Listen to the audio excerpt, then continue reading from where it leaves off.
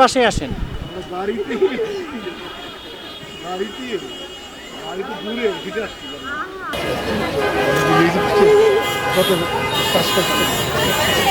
আজকের পরীক্ষা প্রথম আলহামদুলিল্লাহ খুবই ভালো হয়েছে। প্রথমে একটু ভয়েই ছিলাম যে প্রথম যেহেতু বোর্ড এক্সাম, বাট পরবর্তীতে দেখেছি খুবই ভালো হয়েছে এবং শিক্ষামন্ত্রীর প্রতি অনেক কৃতজ্ঞ এত সুন্দর করে আমাদের যে এক্সামটা নেওয়ার জন্য। এবং আমি বিশ্বাস করি যে সে আমাদের জন্য যা করছে আমার ভালোর জন্যই করছে, আমাদের ভালোর জন্য করছে, আমাদের দেশের ভালোর জন্য করছে। আর সত্যি কোয়েশ্চেন্স খুবই ভালো ছিল, খুবই ইজি ছিল। ভীষণ ভালো লাগছে। একটা সবচেয়ে বড় প্রত্যাশা, সন্তান যদি ভালো কিছু করে, সন্তান যখন আমাকে ছাড়িয়ে যায় তখন আর কোনো হিংসাই লাগে না, বরঞ্চ ভালো লাগে, মনে হয় যে আমার জীবনটা সার্থক। তো ওর জন্য যে পরিশ্রম করলাম, গোটা প্রায় 10-12 বছরই পরিশ্রম করেছি আমরা। তার পড়াশোনা নিয়ে সে এবং তার মম কনসার্ন ছিল।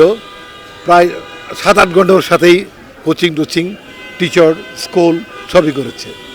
তো আমিও অনেক পরিশ্রম করেছি। আমি জানতাম আমার সন্তানটি ভালো পরীক্ষা দেবে, যারা ভালো দিয়েছে। আমি চাই বাকি পরীক্ষাগুলো যদি ভালো হয় তাহলে গ্রেটফুল টু গড, যিনি সমস্ত কিছু অঙ্কন করে।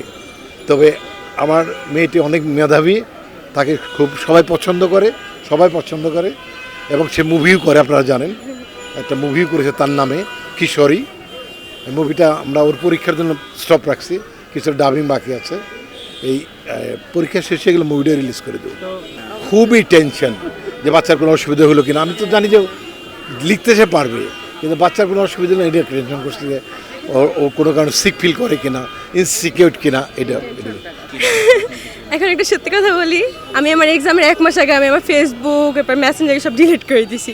সো আমি এগুলো জানি না, কিন্তু যা শুনেছি আমি বিশ্বাস করি যে মাননীয় শিক্ষামন্ত্রী অবশ্যই আমাদের ভালোর জন্যই করেছেন এবং যা কিছু বলেছেন যেন আমরা খুব মনোযোগ দিয়ে যেন পড়াশোনা করি এবং খুব ভালো যেন একটা রেজাল্ট করতে পারি। কারণ আমরা যদি ভালো রেজাল্ট করতে পারি তাহলে এটা আমাদের দেশের জন্য অনেক ভালো, এবং দেশের সুনাম মানেই আমাদের সুনাম, আমাদের সুনাম মানে দেশের সুনাম। সো শিক্ষামন্ত্রী চেয়েছেন যেন আমাদের ভবিষ্যৎটা খুব উজ্জ্বল হয়, মাননীয় শিক্ষামন্ত্রী চেয়েছেন, তাই উনি এগুলো করেছেন।